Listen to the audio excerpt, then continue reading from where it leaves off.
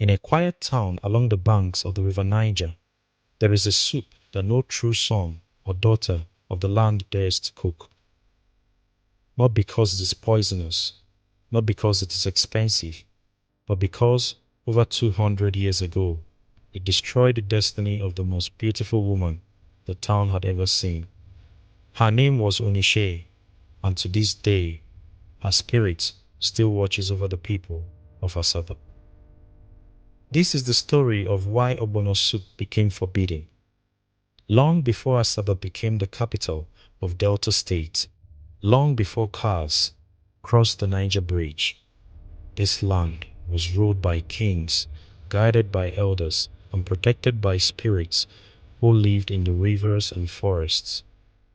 Among the people of Asaba, there lived a young woman of extraordinary beauty. Her skin glowed like polished bronze under the sun. Her voice was soft as the evening wind, and when she danced, even the elders would pause to watch. Her name was Onishe. She was not just beautiful, she carried herself with grace, with dignity, the kind of presence that made people whisper, "That's one. She will marry a prince," and they were right to whisper it, because soon an announcement came from the palace. The prince of the land was searching for a wife, but this was no ordinary courtship. The prince declared that he would choose his bride from among the finest dancers in the kingdom. Every eligible young woman was invited to a great village dance. Whoever moved with the most grace, whoever caught his eye, would become his wife. For Onishe, this was her moment. She prepared for weeks. She wore spotless white traditional garment, a symbol of purity, of hope, of everything she had ever wanted. On the day of the dance, drums echoed through the village square. Onishe stepped forward, and she danced like no one had ever danced before. The crowd cheered. The elders nodded in approval. Even the prince could not take his eyes off her.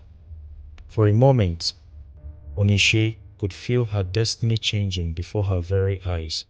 But destiny has a cruel sense of humor.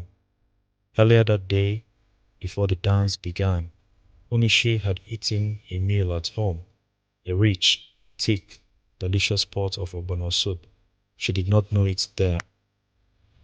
But as she danced under the sun, spinning and swaying in her white garment, a small stain from that soup had settled onto her clothes. She did not notice it, not until the crowd began to notice it for her. Whispers turned into laughter. Laughter turned into song. The people who had once cheered her name now mocked her with mimicking chants, pointing at the stain on her once spotless white clothes. Onishe froze. Her heart shattered in front of the entire village. Her chance of becoming a prince's wife gone. Not because she danced poorly, not because she was not beautiful enough, but because of a single stain from a soup she never thought twice about. She did not wait for the results. She did not wait for an explanation. She turned and walked away from the crowd in silence. When Onishe reached home, her family noticed the stain too. The shame was unbearable. In her grief, in her humiliation, she tore off the white garment. She walked into the forest and set the cloth on fire with her own hands. Then she made a vow that would echo through generations. She declared that Ogbono, the very soup that cost her, her dignity, her destiny, her chance at love, would become forbidden to her people forever. Anyone who dared to cook it, anyone who dared to eat it, would suffer her wrath. And then, Onishe walked to the edge of the River Niger and disappeared into the water. She was never seen again. Not as a woman, but she was far from gone. The people of Asaba say that Onishe did not die that day. She transformed. She became a river spirit, a mother goddess, the very guardian of the Asaba people. At the mouth of the River Niger, where she disappeared, a sacred shrine was built in her honor. Two Ogbono trees stand there to this day, lining the path to her grove. And here is what the elders would tell you, with total conviction, for over 250 years. The leaves and seeds of those two trees have never once fallen to the ground. Not one leaf, not one seed. The people believe Onishe uses Ogbono for her own spiritual cleansing, a ritual known locally as Ife Aho, because it belongs to her and her alone. It can never belong to the people again. For generations, Asaba natives have obeyed this law without question. Ogbono is not cooked in Asaba homes. It is not sold openly in Asaba markets. Some say that anyone who breaks the taboo suffers swelling of the mouth, unbearable pain, even a tongue that will not move. There are stories of Asaba sons and daughters far from home, in cities across Nigeria and even abroad, who unknowingly ate Ogbono at a party, only to fall mysteriously ill the very next day. It was not until someone reminded them of Onishe's ancient warning that they understood why.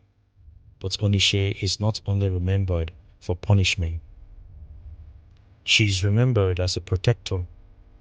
During difficult times in Asaba's history, when her children faced great danger crossing the River Niger, many believe Onishe rose from the water herself to defend her people. To the Asaba people, she is not a myth. She is family. She is history. She is a mother who never truly left. Every year, before the new yam can be eaten, the Asaba of Asaba, the traditional ruler, leads his people to the shrine of Onishe. They bring offerings. They ask for her blessing. They thank her for another season of protection, because in Asaba, you do not eat the fruit of the land until you have honored the one who watches over it. This is more than a food taboo. It is a story about pride before a fall, about how one moment of humiliation can shape a people's identity forever, and about how, even in grief, even in heartbreak, something sacred can be born. Onishe lost a prince that day, but she gained a people who would honor her for centuries to come. This is just one of hundreds of powerful stories rooted in African tradition. Stories of gods, curses, love, and legacy that shaped entire communities.